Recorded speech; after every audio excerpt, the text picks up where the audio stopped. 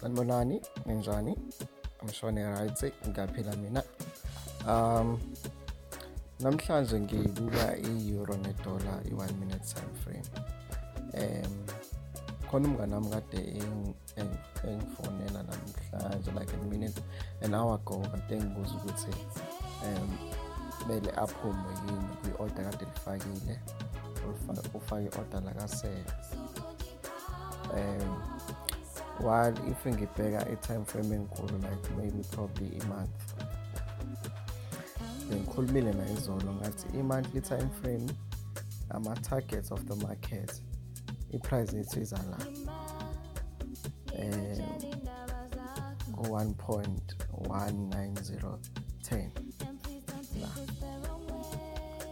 Yes, so usuku la izolo, if usuku la izolo sivale ngani direction, izolo sibina lekhandlela elide livale ngo-bullish, which means livale linyuka.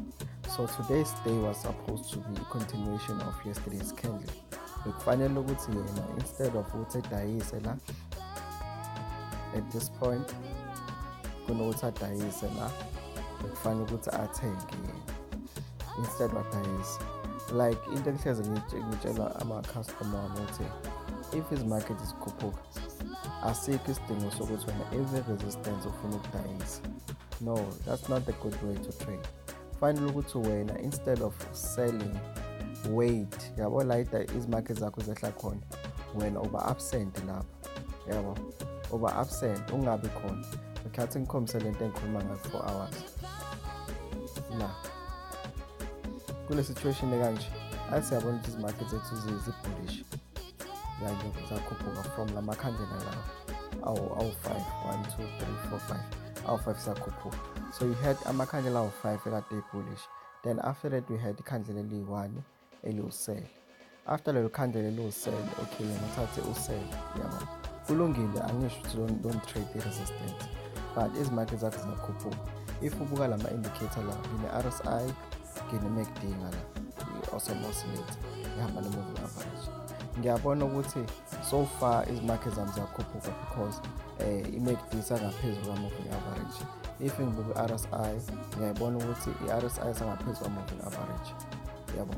Now the only way mina ngafaka u-sell, it's when RSI wami usongaphansi kwa-moving average and when i-MACD isengaphansi kwa-moving average. Lana was supposed ukuthi abe absent yena instead of selling she was supposed ukuthi abe absent, angangeni kwi-trade yakhe until izmarket ziconfirma with even ama-moving average lawa awu-2 akakhombisi ukuthi i-price akusiyehla. So ngasho ukuthi ukuphapha sometimes akufuneki kwenye-trading, akufanele ukuthi ufuna ukutrade every moment. That is why ngikhuluma ngithi somehow ngicela sengithi ukuphapha. It's because abantu abafuna ukufunda, bayithanda imali, at the same time abafuna ukuba patient. If uba patient, there's no way ukuthi ungathi ungene late kwi-trade. Wena ufuna ukuyibamba right at the top, only to find out ukuthi uzophila imali because i-price yona iyakutshela ifuna ukukhuphuka, ayifuna ukwehla i-price, ifuna ukukhuphuka. Okay, mase siyafuna-ke ukuyehla-ke, why ama-indicator wethu, why RSI still isa-above u-70, why i-MACD isa-above i-moving average, yabo. Izinto lezo fanele uzibuze zona before ngena kwi-trade ukuthi yindaba ngizomele ngidayise la, why must I sell? I-resistance, yes, i-resistance chaza ukuthi okay, ikhombisa i-weakness of i-price le kade ikhuphuka ukuthi now sebangena ama-bears, but doesn't guarantee ukuthi i-retracement ingafika as low as this point noma ngafika. I-retracement ingaba noma yikephi, ingaba ikhandlela eli-1 iphinde iqhubekeshone phezulu, yabo. Only if mhlambe sibreaka i-trend line, if sibreak i-trend line, it's the only way esingacabanga ukuthi okay, izmarket zami ziya-retrace, ishona phansi noma ishona phezulu. Mana ngibuyele ku-4 hours. Okay, ngingazongicasula-ke lento.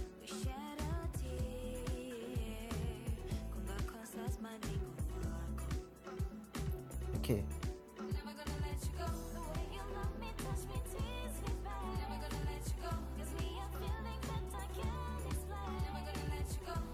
Now,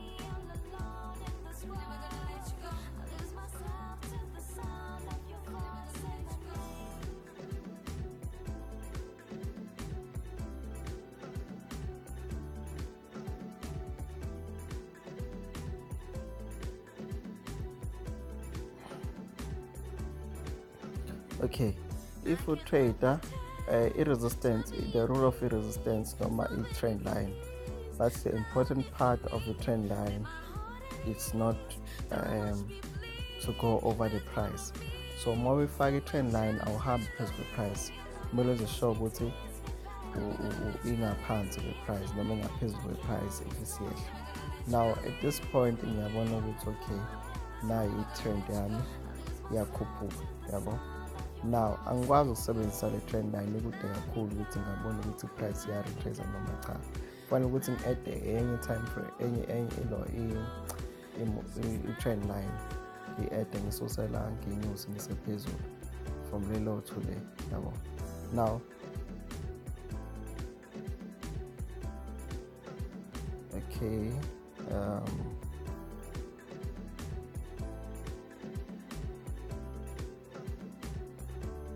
now i-trend line nami, this is a recent or the current trend line esikhomba ukuthi siyakhuphuka. Only when i-price idlula lo line, then senga-expect her to sell. But as long as sangale ku-line, sangaphezu kwa-line, i-trend line, it means that the market is bullish. I have no doubt about that. Now enye into futhi efanele siyibheke ku-MACD noma ku-RSI, ama-divergences. If sithola i-divergence on i-RSI, then senga-assume ukuthi i-price yami sezokwehla, ngingasho ukuthi iyehla. Remember, i-divergence ichaza ukuthi i-price yakho kumele ikhuphuke edlule i-previous high, but i-indicator yona ihluleke ukudlula i-previous high, yabo. So mayenza loo nto leyo, then ngizobe ngiyazi ukuthi ngizobe ngilindele the highest point i-price yakho, then ngizobe sengibheka i-RSI ukuthi i-RSI yona idlulile high e-previous year. If ingadlulanga high as previous, then I can start selling. Nakhona ukusela kwami, I would wait for i-MACD, at least i-moving average le engaphakathi le blue, at least i-price ibe ngaphansi kwayo, then sengasho ukuthi-ke I'm selling.